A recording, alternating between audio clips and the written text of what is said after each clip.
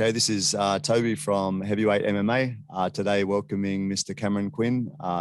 He's the very well-known Shihan of Kyokushin karate, and obviously martial arts expert from Australia.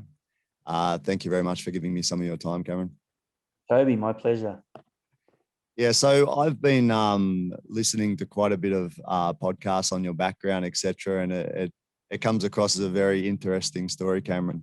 I don't want you to recount the whole thing because you've already obviously done that many, many times, but it's kind of an interesting story of being a young man and falling into a Kyokushin dojo, just following your sisters that went along to do some training, and from there maybe fate has brought you into the back room of a Kyokushin dojo, and you've taken off from there, right?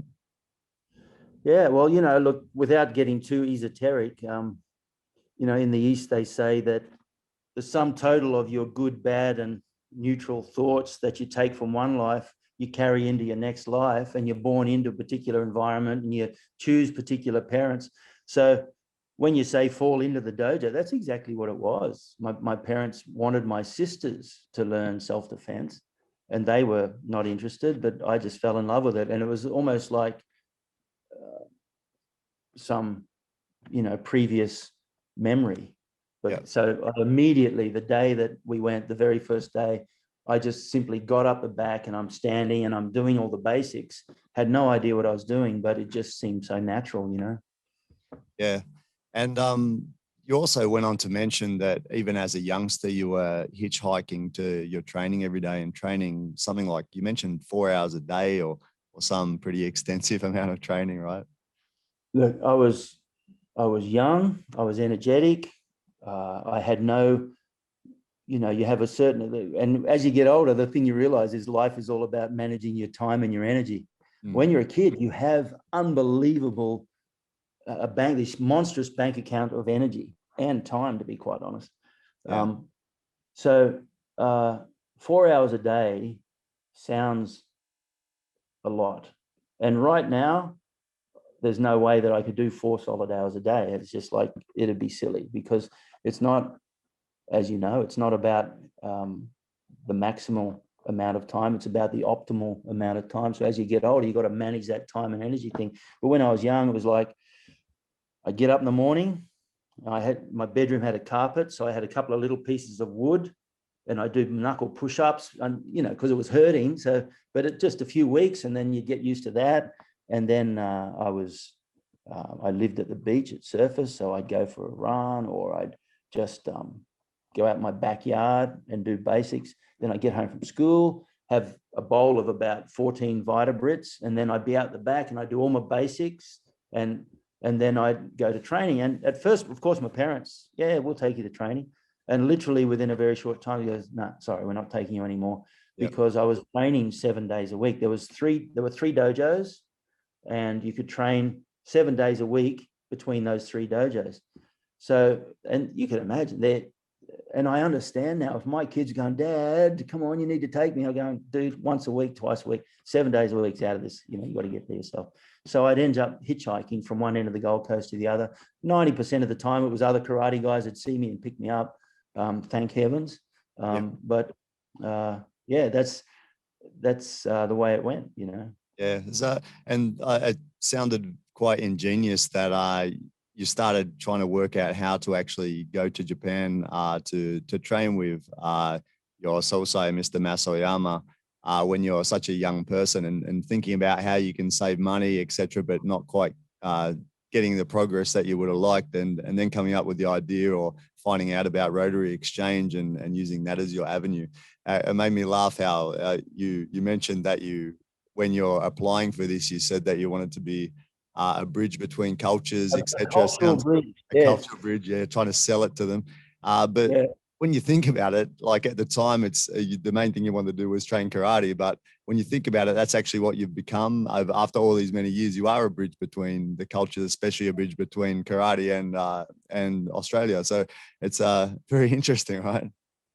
Well, it's interesting you say that, and I'd never really thought about it until you brought that up. But that's a good point. Obviously, I had to, Rotary are wanting good scholars and good representatives of Australia. So my whole thing was I would be this cultural bridge between our two wonderful cultures. And especially at a time it was, 76, it was only really 30 years after the war, and the white Australia policy was still in force. So, we had a few cultural issues we had to deal with. So if I could say to them, let me become this bridge. But you're right. Actually, that's a good point, because ever since then, everything that I've done revolves around Japan and the martial arts.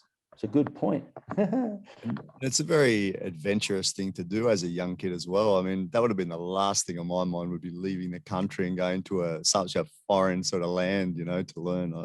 What gave you that sort of courage to think about this?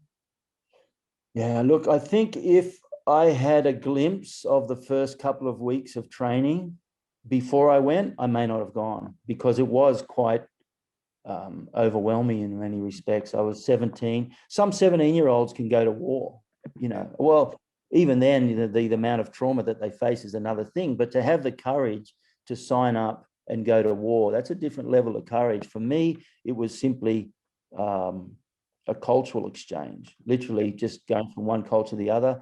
And all my martial arts had been training with Frank at the Gold Coast, Frank Everett, my instructor.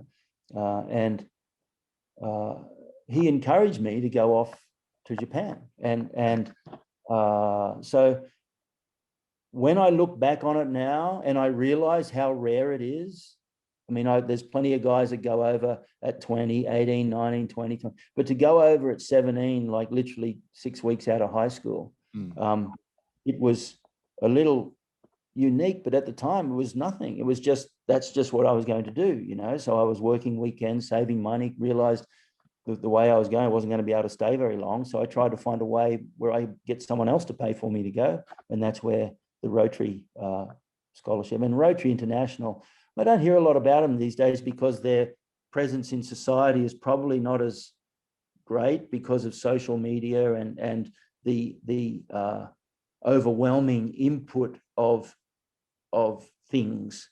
But the Rotary International do fantastic things, and so many people that I know who are involved, for example, in the diplomatic corps and things like that, all got their start with Rotary as exchange students.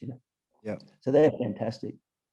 And just to put it in context, I would imagine back in 1976, international travel would have been a bit of a different thing. Like now, everyone can travel; it's very free. And not right now, obviously, but in general, it's pretty free these last decade or so, compared to back then. So people now really have the opportunity to travel. And what are your thoughts on that? I think that personally, I'm in part of China. Personally, I think it helps a lot for people, especially an example in Australia, we're down under. Good to get out and learn a little bit more about the world and different cultures. What are your thoughts on that? Well, firstly, in 1976, an $85,000 or $90,000 salary today would have been around $15,000, and the airfare was about $1,400. So you're talking about 10% of your annual salary just to fly overseas. Yeah. These days, it's 10% of your monthly salary, and you can go somewhere overseas. Yeah. So the opportunity and the availability of travel is just exponential compared to back then. The other thing too was there were no direct flights from Australia to Japan, so I had to actually fly via Hong Kong. So my first experience overseas ever was a night in Hong Kong, looking out. In those days, remember they had that shanty city? Yep. In Hong Kong, they had this monstrous shanty city, and that was literally outside my hotel window. So I'm just looking at going, what is this, Yeah. And then arrive in Japan, of course, and that's that. So, and not only was travel far more difficult, internet didn't exist. So in the 12 months that I was there, I made one phone call back to Australia, and that was a big thing. It's like, we had to arrange it in advance. It was my sister's 21st birthday, so it was all a big thing. Otherwise, it's all letters. I'd write a letter, post it every day. I'd be posting letters to my friends, and then you'd wait for a couple of weeks, So these days, like literally, I can be in Japan, and I'll be in a shop, and I'll see something, and I'll literally get on my phone and message my daughter and take a photo of it or a video. I go, is this the thing you're looking for? Or my wife, she'll say, I need this and that. I go, is that it? She'll go, yeah. And then, you know, what a different world. It's like, everything is connected. And yeah, travel is easy. And if you're not traveling, well, obviously now, as you said, it's a different world. But if it was a normal world, if you're not taking advantage of that, I mean, you know, it's your loss, really. Yeah. And I think in terms of studying martial arts, there's so much opportunities now. You see lots of young people traveling to Thailand to train Muay Thai, different areas, obviously Japan, America, etc., to increase their knowledge and skills in whatever martial arts discipline or combat discipline they're training. Yeah, I think the opportunity to train in Thailand is out of this world. I mean, if you're serious about your ring fighting, you got to go over to Japan. Just like I went to Japan. I mean, you got to go over to Thailand. Just like I went to Japan. You know, kickboxing didn't really exist in Australia back then, so the whole notion of doing it was alien. And when they did introduce it, it was like these funny rules where, because the boxers were so good at their ring craft compared to karate guys who'd never been in the ring, so they put a limit. You had to throw at least 8 kicks each round, and if you didn't, you'd lose a point. So you'd hear the guys in the corner going, that's 1, that's 6, that's 8, now go. And they just throw these kicks, and then they just turn into a boxing match, you know. That's how unsophisticated it was. So for the opportunity to travel to Thailand, one, it's cheap as. So you can go to Thailand and train there for 2 weeks, a month, 3 months. Some people go there and never come back. 2, you've got the incredible volume of knowledge and fight wisdom available in America. California is just like this hotbed of grappling and wrestling and so on. And 3, you still have Japan as an opportunity to, if you want to get into martial arts per se. So yeah, look, man, I encourage you. And at one stage there, I was talking to a guy in Japan who runs a dojo south of Tokyo. And at one stage or another, 17 of my students from the Brisbane dojo were there training with him. So I always used to encourage the students, get over, take advantage of it, you know, go and create your own opportunities in karate, because I know that that's what made all the difference for me. Yep. And Cameron, just touching on that, your base is Kyokushin karate. I read that you're a 6th dan. Is that still current 6th dan? I did receive my 7th dan, but okay. I actually still wear my 4th dan belt, because my 4th dan belt was my 2nd dan belt that Masayama presented me, and my 3rd dan belt I put a stripe on, and that was still under Masayama. My 4th dan belt, I just put another stripe on my 2nd dan belt. So that's got a special place. That was the one that was physically handed to me by Masayama, you know. But yeah, I'm a 7th dan. 7th dan, sorry.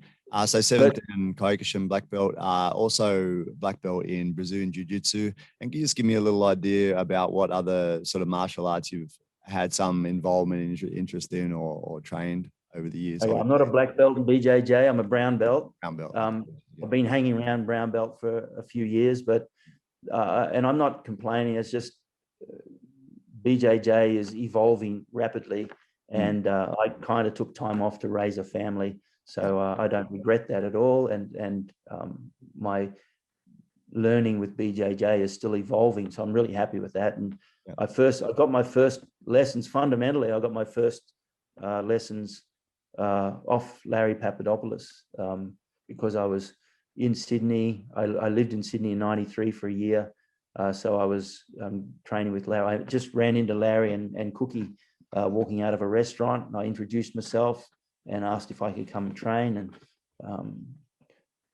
so yeah, that's where it was. So I've dabbled in everything. Yep.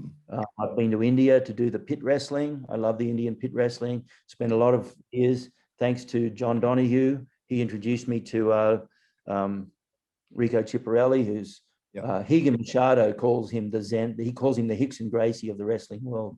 Just a phenomenal wrestling coach. And I was training with him very regularly with Randy Couture, Dan Henderson, Frank Trigg, those guys. So they got my wrestling in place, and I'm not by any means a top wrestler, but everything I did was always about how can I transition from the skills I have in Kyokushin and the fighting philosophy. See, the thing with me is there's only one martial art in the world, because there's only one human body.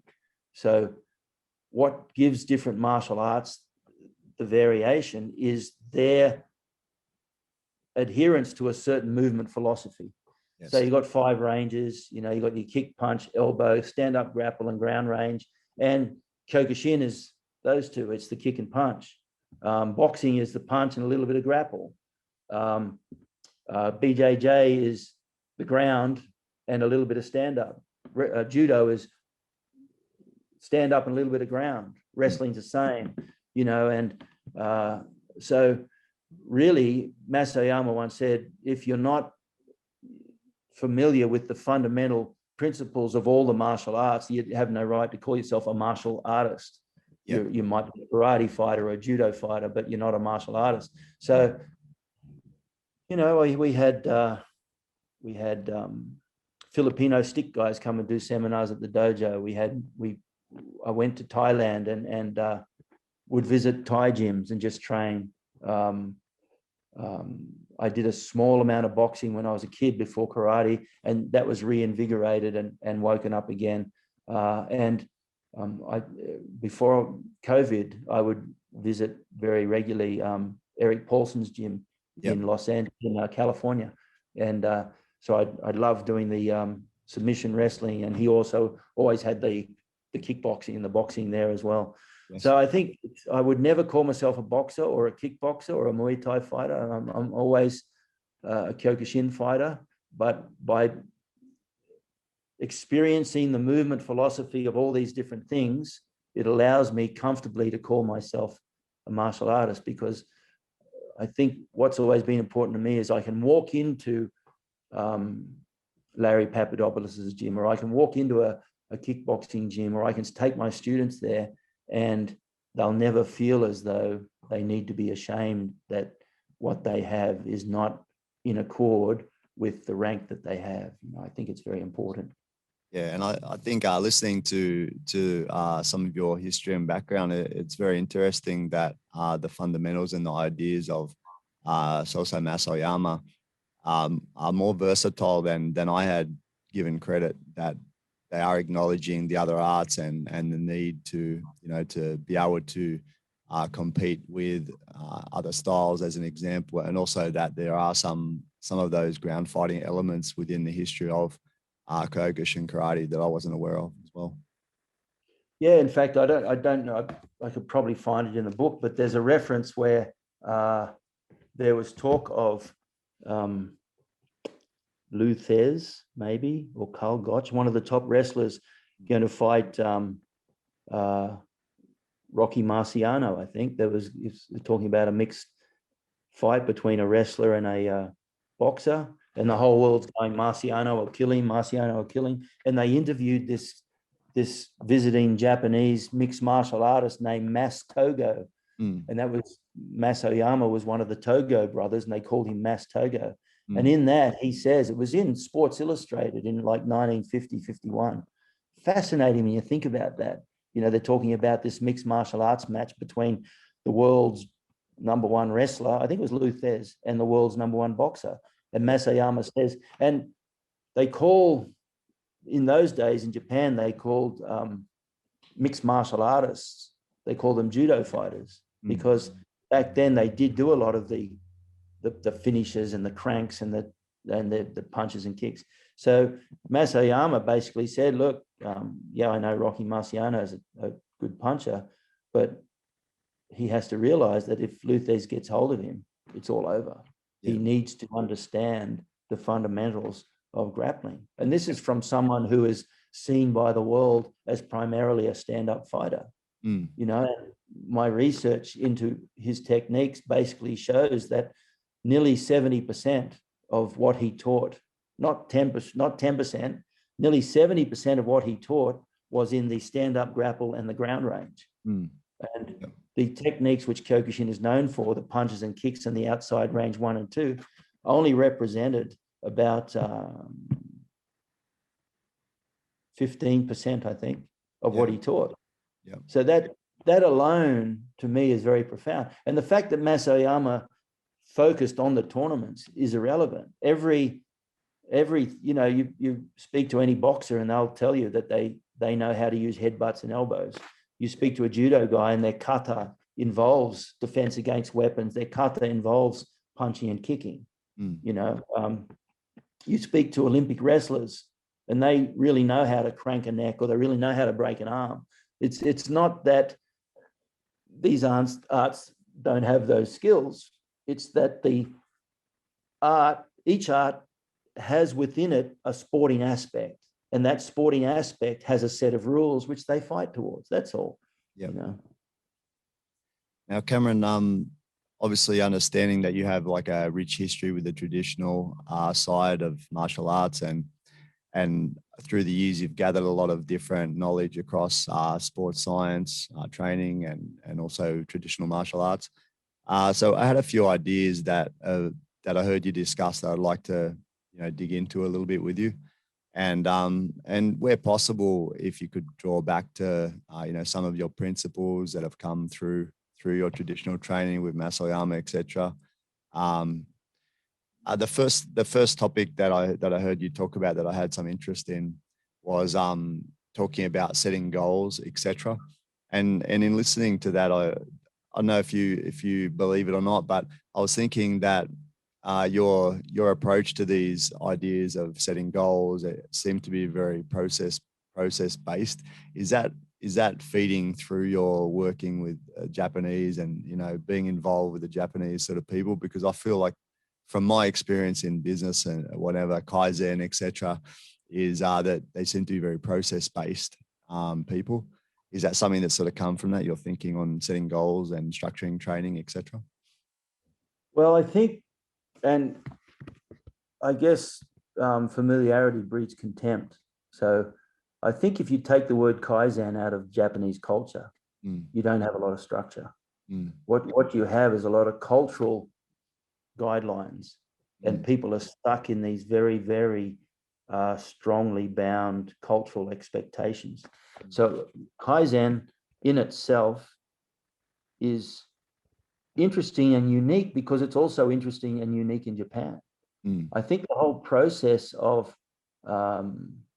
structuring learning is something that's always been around, but it's never, I'd say, the concept of Pareto's law or the 80-20 rule touches on it better than most things.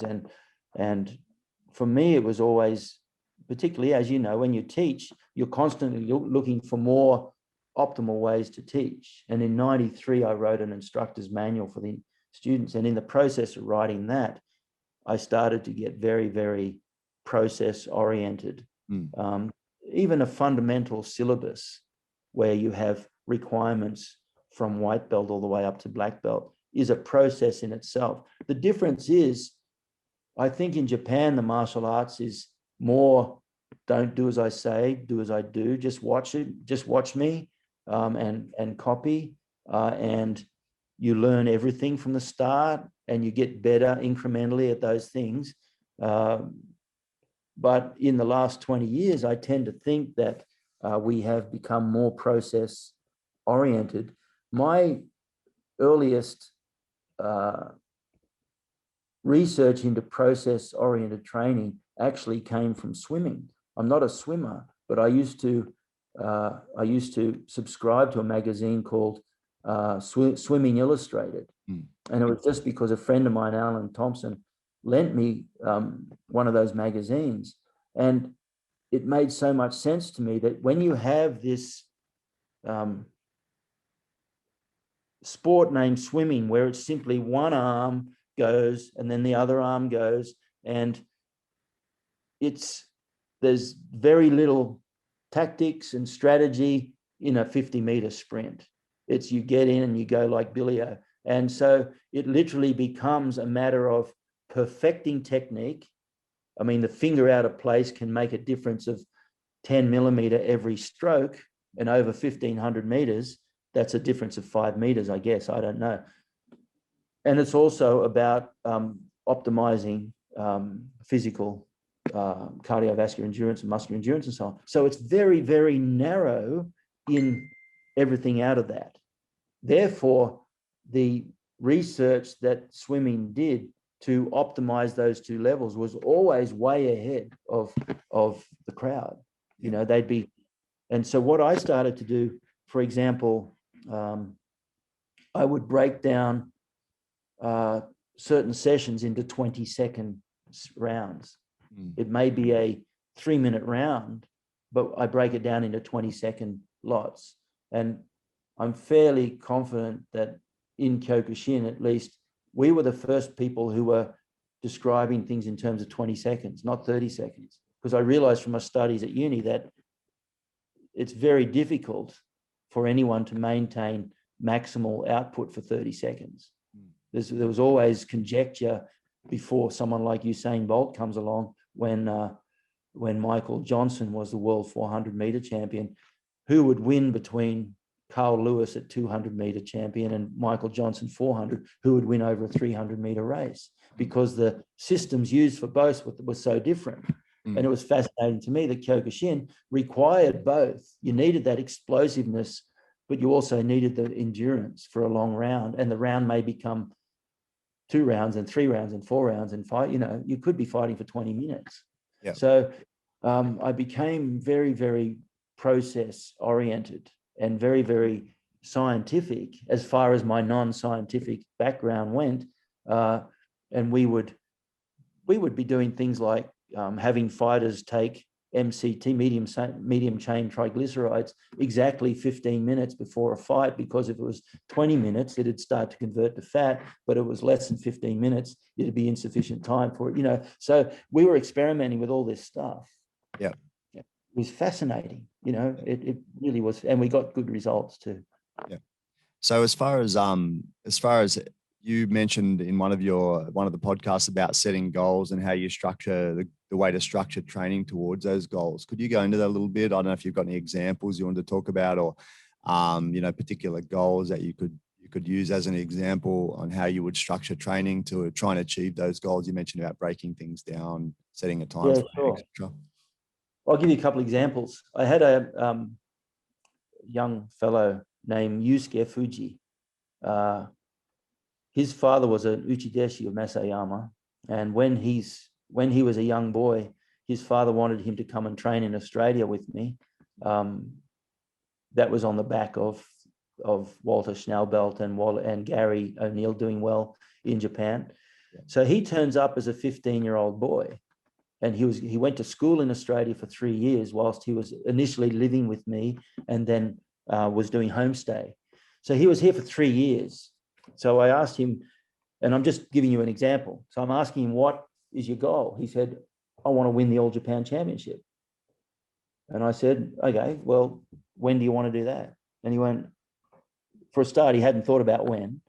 So he didn't have a time frame to it. Yep. So he said, I guess when I'm 23. Okay, so we sat down that particular night and we set an 8-year goal. He was 15. By 23, he wanted to be the All Japan champion. So we set an 8-year goal. We broke that down into 8 one-year lots. We broke the 1 year into 4 13-week lots. And we broke each 13-week block into 12 plus 1, 12-week plus 1 rest week microcycles. And then we broke each week down into 7 days. And then we broke each day into morning and night training. So, and then we set a goal and determined there are only 3 things you have to focus on. That's your mind, your technique, and your fitness, or your body capacities, not just fitness, but also flexibility and so on. So we determined which 3 areas need to be optimized, which areas are already on a roll. He was already a well-trained kid. He was a brown belt already. Yeah. And we set daily training plans. Yeah. So he knew, well, after that 3-hour meeting, he knew exactly what he had to do the next morning to win the All Japan in 8 years. Wow. And he ended up, I think he won it 2 times or 3 times, and he won it the first time when he was 21. Yeah. So he actually was 2 years ahead of the time, simply because he had systemized his training so that, see, we ask 3 magic questions. We call them the quintessential questions. I have a company called Quintessential Training, and we call them the quintessential questions. And the first question is, after training every night, we sit down, we go, what did I do well?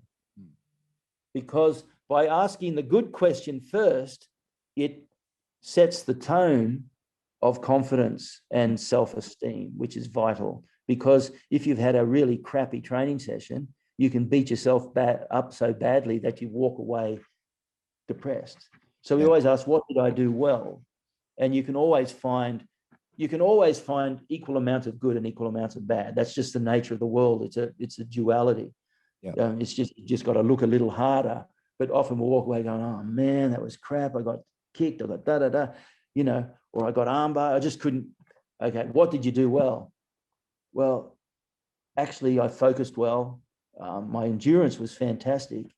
And I was really working that switch kick. Okay, so we know that you have some really great stuff. What didn't you do well? For some reason, every time I threw the right, I dropped my hand and I was getting nailed. Okay, what are we going to do about it? So the first question, what did I do well? What didn't I do well? What am I going to do about it? Well, next training session, I'm going to focus on getting my elbow in, my hand up. And there, so by doing that, every time you go home from training, you have one clear optimization goal that you can work on the next day. So if you wake up, what can I do? The question, what can I do, doesn't even arise anymore. Yeah. You wake up and you know, okay, I'm just going to have to work on getting that hand up, because so that's the simplest way. So we would do that with Yusuke every day. He had, morning was based on his physicality, where, in Kyokushin we work. Am I getting off track? No, this is perfect. Yeah. In Kyokushin, we work on 5 somatics. There are generally 4 somatics of the body. Somatic being physical qualities of speed, strength, cardiovascular endurance, and flexibility. Yeah. I call them the S's: the speed, the strength, the stamina, and the suppleness. Yeah. And then I add a 5th one I call sturdiness. So I say for any impact sport, especially Kyokushin, but any impact sport, if your body isn't sturdy enough to take impact, it doesn't matter how flexible or fast or fit you are, you're not going to last the first impact. So we work 5 physical capacities. Yeah. In the morning, when you're alone, you can work 4. You can work your physical, your flexibility. So everything is based around flexibility, because it's the one somatic that impacts beneficially on all the others. Yeah. And it's the one that will be a drawback too from the others if you're not sufficiently flexible. Yeah. So the morning was all about fitness. You do your cardio, your strength training, your speed training, your flexibility, and so on. Yep. Nighttime was technique. Yep. And the third leg of the stool, you've got your technique, your physicality, and your mindset. And the mindset was built into those 2, because I always maintain that, if you had a sprint, or you're doing hill sprints, and here's the finish line, there'll always be someone who slows down 1.5 meters before the line. Well, simply for those people, you have to change their mindset so they slow down 1.5 meters after the line. And that one thing alone will change their whole attitude towards fighting. They will never, ever go listening or waiting for the 10-second bell. They're the sort of fighter who will have to be broken apart at the end of the round, because their mindset is on point. Yeah, that's a good point. Yep. Cameron, so in talking about these goals and training, et cetera, and the process driven, something else that you touched on, which I think sounded, although it's based on, sounds like it's based on Kyokushin style, kumite and sparring, et cetera. I think it translates well to other stand-up contact sort of fighting, Muay Thai, Thai boxing, kickboxing, boxing, etc. As far as your 7 stages of kumite mastery, I I'm quite interested in, I heard you touch on it, but you didn't quite go through the 7 stages. So if you could just have a little talk about that, if it's okay. Sure. We have a thing called K350 in the dojo. And K350 is simply, K is kumite, 350 is 350 rounds of kumite. Sounds like a lot, but actually if you're doing, 8 to 10 rounds of kumite every night, you've finished 50 rounds in a week. Yeah. So it doesn't last long. But more to the point is, it's 7 stages of 50 rounds each. And you can repeat that. So we encourage the guys to repeat it. The first training session of the year, they reset it. Yep. After every grading, they reset it. After every 3 months, they reset it. Yep. And after every time they finish the K350, they reset it. And what it is just working on 7 stages. Yep. The first stage is what we call, each stage has 2 words to define it. And the first stage is simply shape and gaze. So you're focused for your first 50 rounds, especially good for beginners, but it's really, really good for advanced guys as well to keep coming back to it and remind themselves. So the first thing is you have your shape, you have your what we call default position, because you go back to that default position all the time, and you have your gaze. And as you know from fighting, if your gaze is wrong, you get caught every time. If you don't know where to look, if your beginners will focus on the hands, or your footwork and things can distract someone's gaze, and that instant is enough for you to find an opening. So the first level is shape, default position, and gaze. So guys will simply just work where they'll just move around the dojo, and they're constantly looking for coming back to, elbows in, hands up. I don't like to use the phrase hands up. You get your hands up, because your hands can be up, but your elbows can be over here. Yeah. So I always say your elbows in the right position. So if your elbows are in the right position, your hands will automatically be in the correct position. Yeah. So that's our default position. The second level is what we call dominant head position and footwork. So dominant head position is simply, it's a concept I took from wrestling, where you constantly have to be on the dominant line. So if I'm fighting someone, my head is always aligned with their spine. Yep. So if they move off to the side, I can't look at them out of the corner of my eye and think I still have control of what's going on. I need to change so that I constantly have my 2 eyes. So even if I'm looking out the corner of my eye, I have one eye slightly forward to the other. So very subtly, my vision is affected. My focal length is different. So I need to make sure it's back. So constantly I need to bring my head back to square every time. We call that dominant head position. Yep. And then I work on footwork. So even before the fighter is starting to put together combinations, he's working on his footwork to take his body to the correct position and take his body away from the bad position. Yep. And then the third level is what we call survival and defensive shapes. So defensive shape is simply your default position. But even in that position, it should be such that there are a whole range of techniques that people can throw at you without even moving. You'll interrupt their attack. Yeah. So if my hands are here, anyone can throw a right cross or left jab, I'm gone. But if my hands are in the correct position, if they throw that left jab or right cross, my hands are going to interfere in some way. If my elbow's in the correct position, my elbow is going to interfere with a body kick. Yeah. If my leg is in the correct position, my leg is going to interfere with an optimal thigh kick. So that's what we call defensive shapes. And that defensive shape is simply having all the body parts in the right place at the right time. Survival is understanding the fundamental defensive shapes and moves against the key techniques. So what do I do against a left jab? What do I do against a right cross? What do I do against a front kick, a thigh kick, a back kick, a roundhouse kick? I have to have those defenses down for the fundamental punches and the fundamental kicks. Yeah. So that's what we call survival shapes. That's survival techniques. Yeah. And then the next thing I do, and these are just, each step represents about 50 rounds. Yeah. The next level is what we call defend and counter. So now I have to be able to defend, but not only do I defend now, we have to remember that ring fighting is a sport. It's a game. Yeah. It's not a fight. If it was a real fight, you take all the techniques that aren't allowed in ring fighting and you use them. But ring fighting is about creating an impression with 3 judges and a referee. Yeah. So defend and counter is simply, if someone attacks me, I have to make sure that my counter fighting is such that when those exchanges are compartmentalized, in the eyes of the judges and the referee, I have been dominant. So defend and counter, he throws a jab, bang, boom. I make sure that I do the overhand, boom, and then maybe overhand rip and a thigh kick. He throws a thigh kick, I counter straight away with a thigh kick, whatever that combination is. So I have to connect defense with counter fighting. I can't just defend. Yeah. And then what happens is I combine, the next level is distance and angle control. So what separates the master from the beginner is simply their control of distance and angle.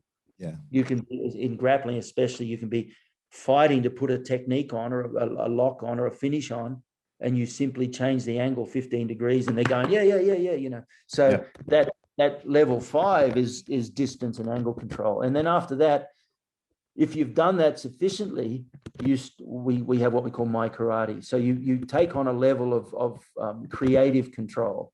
Yeah. What works for me won't work for you. What works for me won't work for a heavyweight. What works for a heavyweight won't work for a lightweight. So each of them then has to start to become creative in their own game. Yeah. And then that's level 6. And then the last one is what we call dominant presence, or mushin. Yep. See, if the mind is involved, it's late, as you know. So they're the 7 stages, and they're very profound, and we've found tremendous success with it.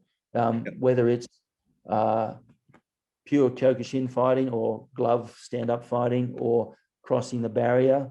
The whole idea is, if you have fundamentals in place, the rest becomes a lot easier. Yeah, no, it's a great idea. Like I said, very relevant to any of the stand-up fighting, especially. Yeah, very good. That works. Yeah.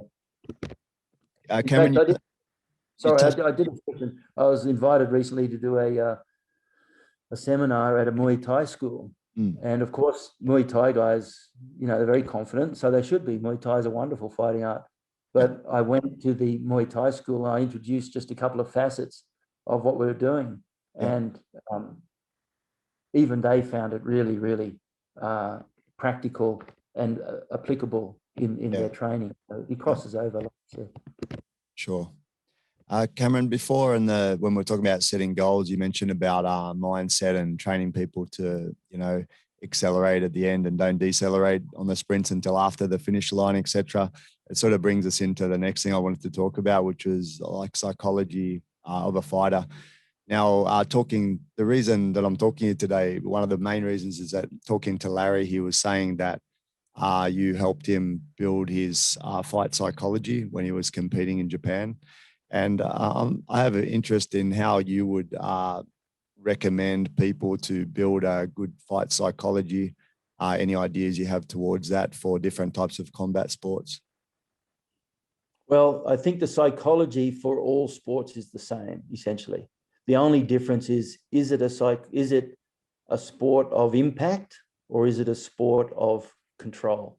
So there's a certain level of psychology you need to get used to being hit in the head or being kicked in the leg. I mean, boxers, a good boxer, they've been hit in the head so often that it doesn't faze them. Yeah. But if you can approach a world champion boxer and tap them lightly in the thigh, and the color will drain out of their face, and they just, you know, don't want to do that. Yeah. On the other hand, you can smash a Muay Thai fighter with a power leg kick, and you'll be looking for a reaction, and they'll be looking at you as if to say, "Oh, sorry, did you do something? I didn't even feel your leg kick." You know, a well-trained Muay Thai fighter will have legs that can take incredible impact. Yeah. So the psychology is slightly different for the arts, but in general, psychology is one, because there's only one human consciousness. The main thing I think you have to do is, first of all, understand the psychology of the fighter you're working with. Yeah. Some fighters need to be brought up. Some fighters need to be brought down. For example, I had one fighter, I remember when I was fighting in the world tournament, I needed to be brought down because I'm fighting in the Budokan. I'm fighting this amazing 3-day event with the greater. And so it was like, man, this is almost overwhelming. So I had to bring it down. But I had one fighter who, when they did the pre-tournament checks, the doctor said, "Are you even fighting?" He said, "Why?" Because his blood pressure was so normal, his heart rate was so normal. And before his fights, they had to go looking for him. He was asleep under the bleachers. So he was the opposite. Nothing fazed him. And he would have to bring his psychology up a little bit. So once you've got that, once you know where the fighter needs to be taken, does he need to be calmed down? Does he need to be brought up? Then what you need to do is allow them to get to the point where they can fight without having to think. And the only way to do that is preparation.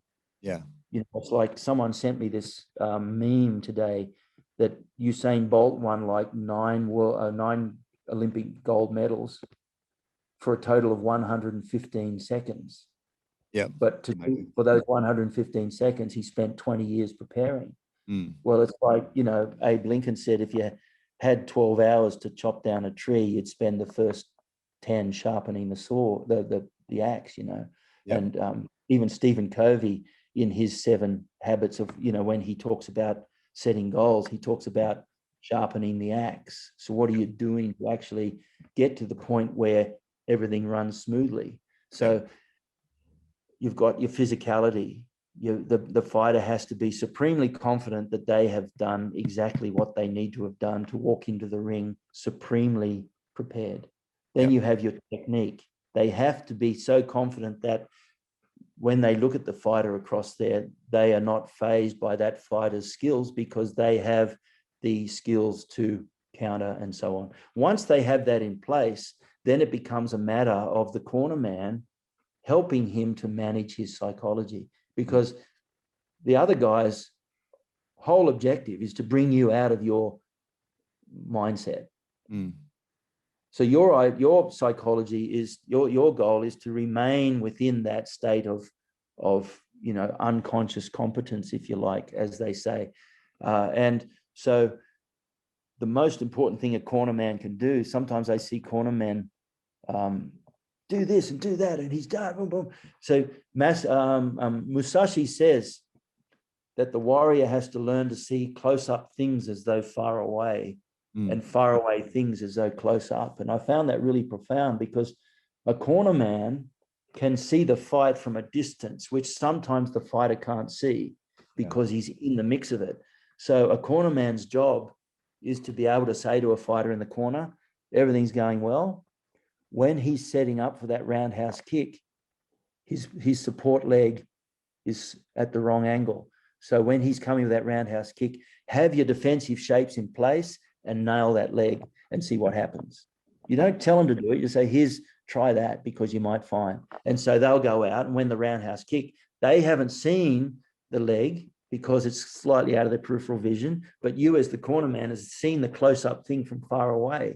So all you do is give them a hint and bang, it works, and that improves their psychology. So the whole goal of a trainer is to keep optimizing the fighter, his mindset. Fighting is 90% in the brain, and the only way it can be 90% in the brain is if you've done all the physical work, so you're not going in burdened by doubt. Understood. And the role of visualization or meditation or these sort of things in regards to fight psychology, any thoughts on that?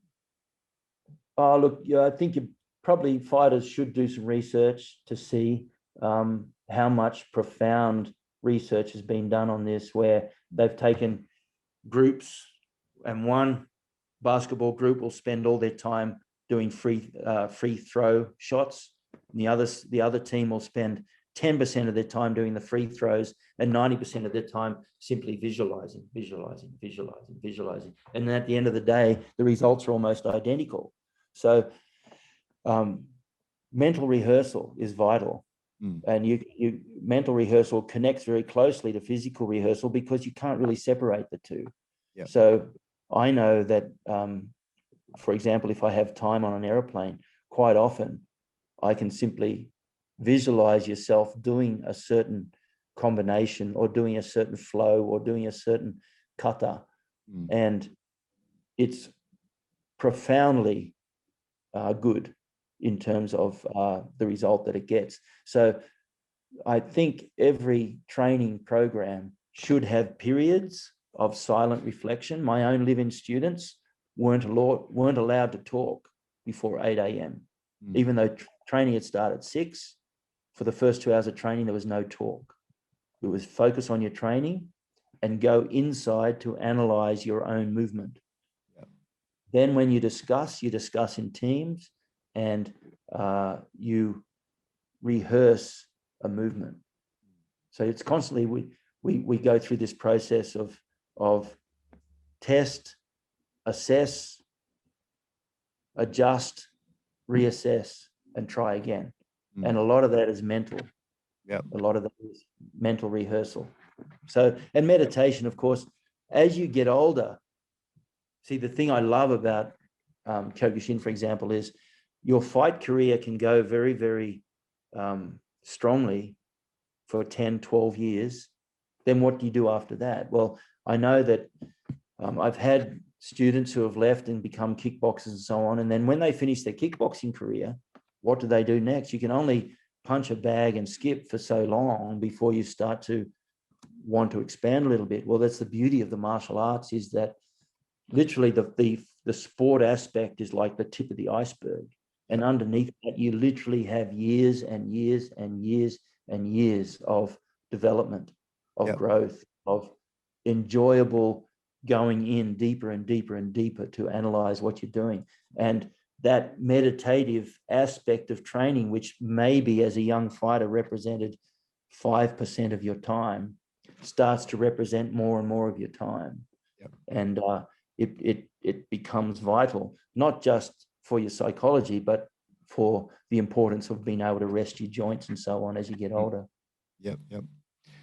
And just moving on, some of your information you talked about before again was about polarities of training, and you mentioned about Masoyama, the need for Kyokushin and probably combat sports in general and martial arts to be a balance of humanity as well as strength. I think it's kind of a relevant topic, considering the way your combat sports, etc., have gone to this day, seem to be very bound in the side of strength, I would say, without maybe that the balancing element of humanity, etc. What are your thoughts on the balance of martial arts, soft and hard, humanity and strength, etc.?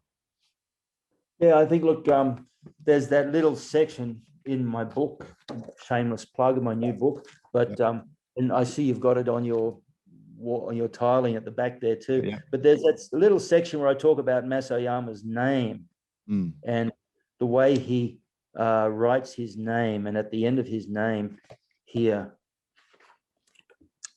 So he writes, you see there's that character, the Chinese character. Yep. At the top is the character for lion, as in a tiger and a lion. Yep. And then what he does is he explained this to me. He wrote it in a way, in Japan, this is called kao, and it's going back hundreds of years, where because the Chinese character style of writing means that everyone writes very similarly. So signatures aren't acceptable in Japan you have to have a chop, as you'll know, you use the chop. But also what they had was these kao, which were like a personalized rendition of a certain type of character. And they go back hundreds of years. Musashi was famous for his and everything. And Masoyama's, you can see this one here on the very end there. Yep. He would draw those characters for lion in the shape of a flower. Yeah. And he said that's the psychology of the true martial artist, is to be as strong as a lion when it came to protecting your values, but be as gentle as a flower when dealing with other people. So he had this tremendous balance. And if you speak to anyone, they always, I mean, here's a guy who bent coins and, ripped kettles apart, and his feats of strength were crazy, but when you'd shake his hand, it was almost like he'd melt you with the waves of love and compassion. So that, I think that is something that everyone finds. You think about Mike Tyson, and he's just a fantastic example, because you think about his ring fighting. I remember once after he knocked out Mitch Green, I think in around the 5th round or something like that, they interviewed him and he said, how was the fight? He said, oh yeah, really good. He says, I worked out just how hard enough I had to hit him to make him whimper like a little girl. And I just did that for a few rounds because it was funny. And then I decided to knock him out. So there was very little humanity in his destructive force. Yeah. But you look into him now, man, he's just like, the balance that he has achieved in his life is quite profound. Yeah. And it's because he has developed this incredible sense of humanity and compassion. So I think there's an old saying, which I put in the book too, a saint who is sad is a sad, sad saint. And what that means is, it doesn't matter how much of a master you are in some area, if it's not balanced, you may as well not have that mastery, because you haven't mastered anything. And so in the martial arts, when you see people who are very high ranks, but they can't even control themselves fundamentally when it comes to dealing with other people. So I think that balance of the yin and yang, I mean, and life it's a phenomenal world. And what a phenomenal world means, it's a world of duality. A noumenal or non-phenomenal world is there is no duality. So we have summer, winter, hot, cold, happy, sad, glad, mad. You have all these balances and you can't deny it. So the trick is, and the book of yoga, Yoga Sutras, the first teaching in the book of Yoga Sutras, which is the Bible of yoga, it says that yoga, the whole sum total of yoga, is all about equilibrating those fluctuating mind waves, you know. Yep. So that balance is vital. And for a fighter, it's always, most fighters will tell you that the most challenging opponent is the calm opponent who has his skills in place. If you can't take a fighter off their mind, off their game, and off their mindset, you're in trouble. Yep. And this is where you see the psychology of a lot of pro fighters, you know, like the Conor McGregors and so on. They just play with other people's heads. And Muhammad Ali was good at that. You just play with their head, you know, write those poems and take their opponent off their game. Yeah. So I think, and that's the mental side of it. The physical side also is the same, especially at certain arts. If you want to optimize the power of a technique, there's a certain level of push-pull. There's a certain level of counter-balancing, arcs of tension, working counter principles within your technique, you know. So I think that's really, really important. Unbalanced training, where you don't have that balance, you invariably have injury and mental burnout. Yeah. So many fighters get to a point where they just burn out psychologically. They hate they can't stand going to the gym anymore. They can't stand training. And if they do, it's just like they've had enough. Yeah. Balance is important physically, it's important technically, and it's important psychologically. Yep. And just to brush on the traditional martial arts being more of a holistic approach to probably life and guidance and training and everything versus some of the contemporary, you would, like I heard you mention, it's not really martial arts, but some of the, like you'd say maybe combat sports training that's happening.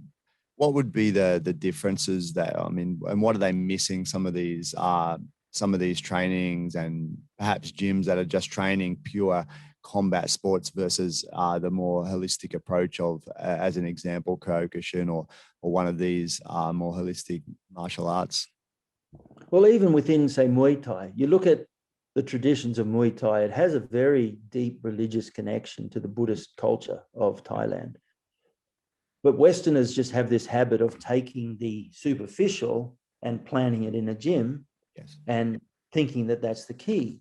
But they, you know, anyone who's really excelled in these sports, you need to find that balance. So invariably, what I love, like I said, what I love about the traditional martial arts is that the sporting aspect only lasts a very short period. So what do you do for the 50 years after that? A sporting career usually lasts between 10 and 15 years. Yeah. And it might start at 18, 19 or 20 and go till 30, 32, 35. Some fighters can't help themselves because they don't have that balance. So they keep coming back. They'll retire, come back, or they haven't balanced their life early on so that they are almost forced by economy to go back and fight again for more money, which is really sad. Whereas there are some fighters that like I was part of the training of a boxer in Australia named Tyrone Cyclone Tongia. I was his coach and trainer for the last 3 years of his career. He was actually an Uchideshi live-in student with me when he was a young man. Yep. Now, he retired from fighting and there wasn't even a ripple in the matrix, so to speak. He just very smoothly went on to his business career as a boxing coach.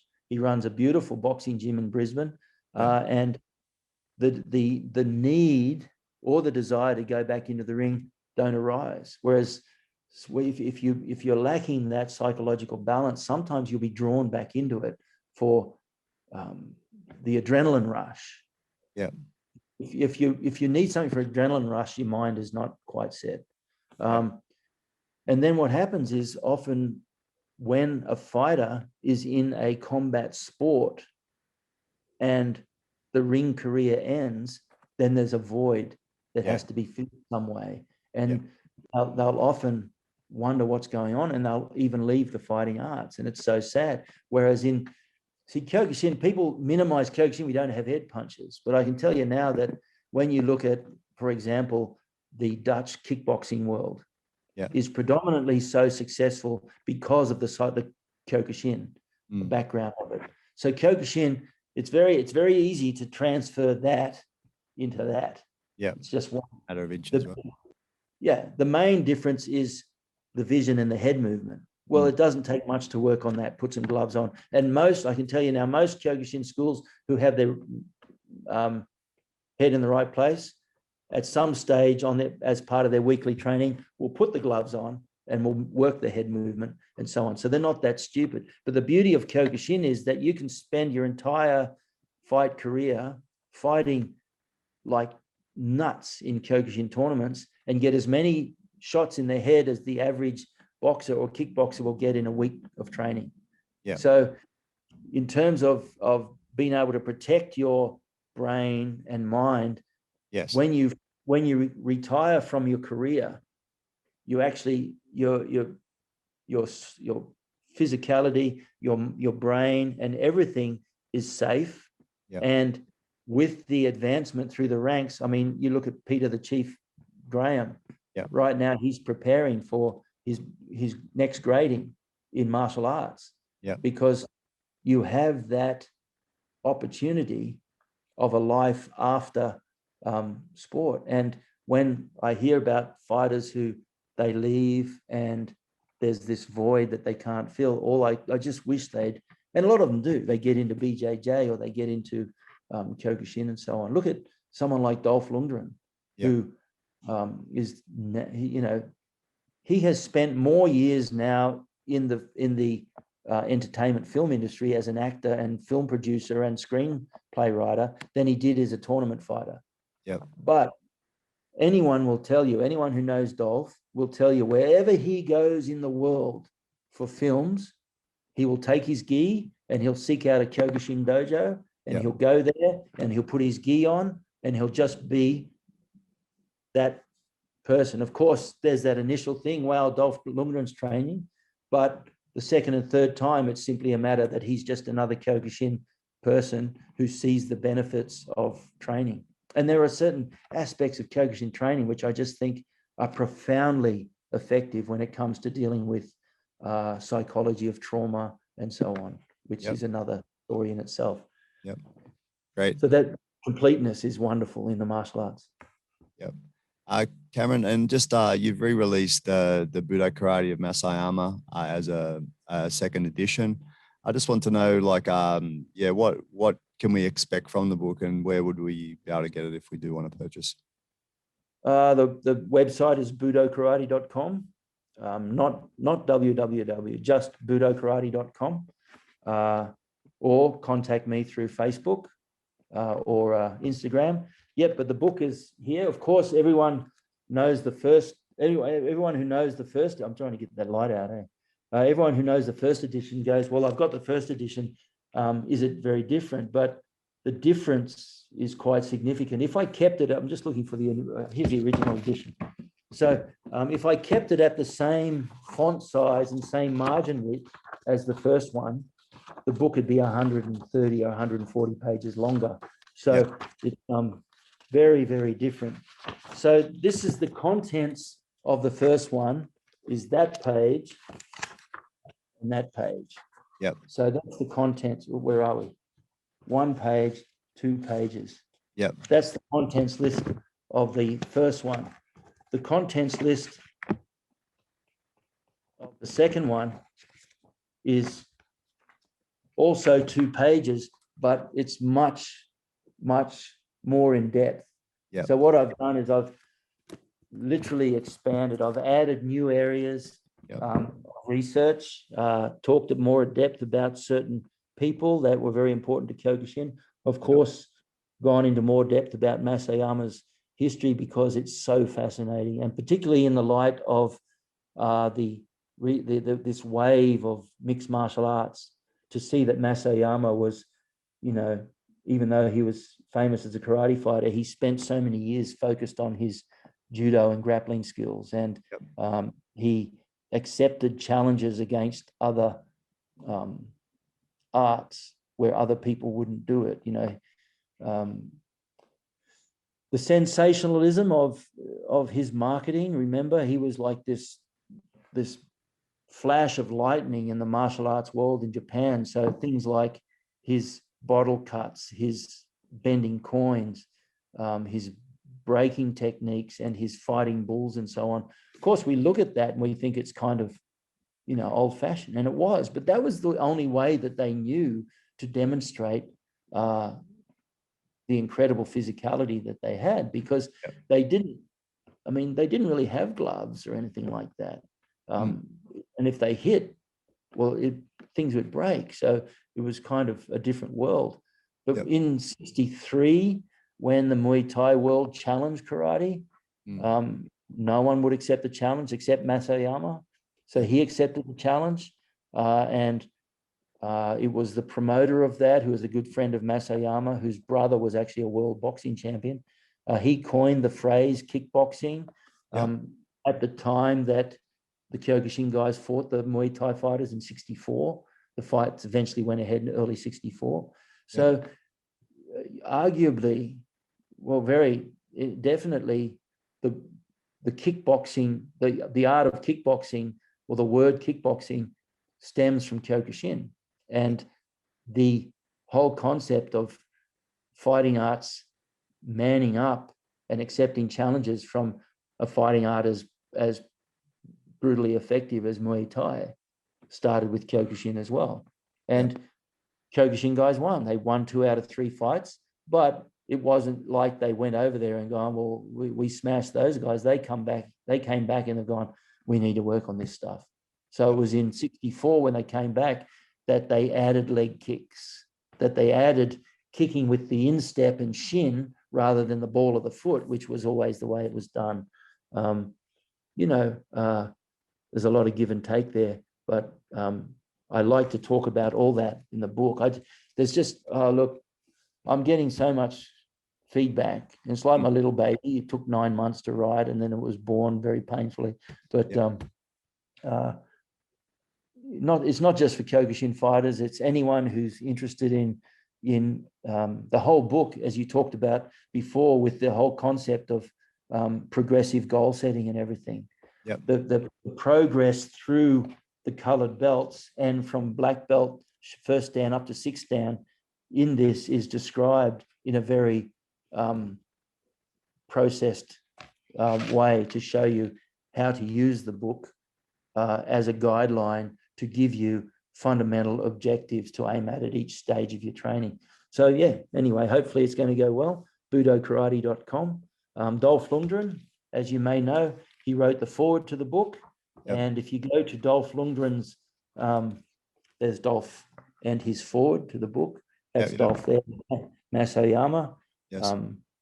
Dolph was a very successful Kyokushin fighter. He was Swedish champion, European champion, Australian champion, great fighter out of Sweden. So if you look at his Instagram page, he's given it a really good shot too. So hopefully everything will go well.